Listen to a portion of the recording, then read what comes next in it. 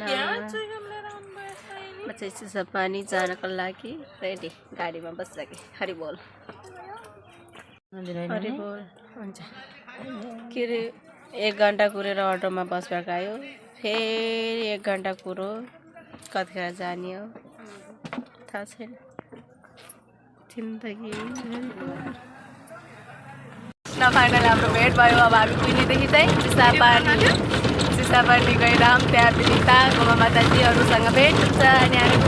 जाने प्लान हो अब के हुन्छ थाहा छैन हरि बोल बाटो यस्तो छ गाइस हरे कृष्ण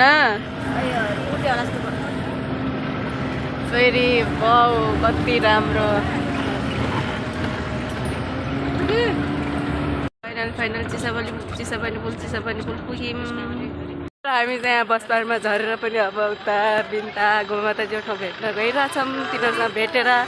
अनि हामी चाहिँ आफ्नो मिसनमा जाने हो हरि बोल गौराङ्ग हरि बोल अटोमा जाने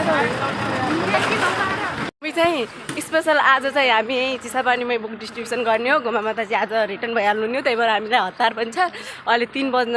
बजिसक्यो होला सायद अनि त्यसपछि भोलि चाहिँ हामी लम्की जान्छौँ के अरे गीता माताजी अनि गीता माताजीहरूसँग आज कन्ट्याक्ट गरेर भोलि चाहिँ अनि उहाँहरू पनि बुक डिस्ट्रिब्युसन जानुहुन्छ कि के गर्नुहुन्छ अनि हामी चाहिँ उताबाट हामीले बुक ल्याउँछौँ अनि चाहिँ हामी उहाँहरूसँग सँगै जान्छौँ अनि पर्सि चाहिँ लम्की स्कोन गएर हाम्रा बुक देखो अनि हामी भोलि पर्सि पनि अनि लम्की स्कोन गएर त्यसपछि चाहिँ पोसिबल गुरु महाराजको इच्छा के छ अनि त्यसपछि चाहिँ धनगढी पनि पुग्ने हाम्रो प्लान छ सबै गुरु महाराजले मिलाइदिएपछि हरि बोल गौराङ्ग खुसीको कुनै सीमै छैन हरि बोल चाहिँ पुग्यौँ फाइनली आन्टीहरूसँग भेट भयो हरि बोल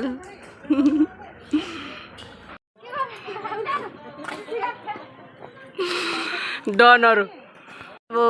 हामी चाहिँ चिसापानीबाट अब लम्की स्कोनमा जाँदैछौँ हरि बोल मुखेर नुन खाइ झुक्रिएको जस्तो लाग्यो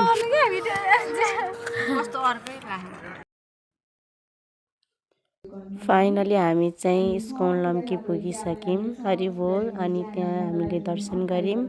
त्यसपछि माताजीले हामीलाई अलिकति केही सुनाउँदै हुनुहुन्थ्यो हरि बोल हरे कृष्ण हामी चाहिँ अब स्कोन लम्कीबाट अब एकछिन हामी आज रात परिसक्यो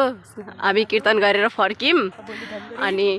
चाहिँ हामी चाहिँ अब भोलि बिहान सायद धनगढी गएर अनि आउँछौँ फर्किन्छौँ अनि पर्सि शनिबार चाहिँ फेरि स्कोन लम्कीमै हरि बोल गर्ने हो भोलि चाहिँ स्कोन धनगढी जाने हो हरि बोल हरि बोल हरि बोल हरे कृष्ण गौराङ्ग हरि बोल स्कोन फेरि हामीलाई बोलाइराख्नु होला कृपा गरिराख्नु होला हरि बोल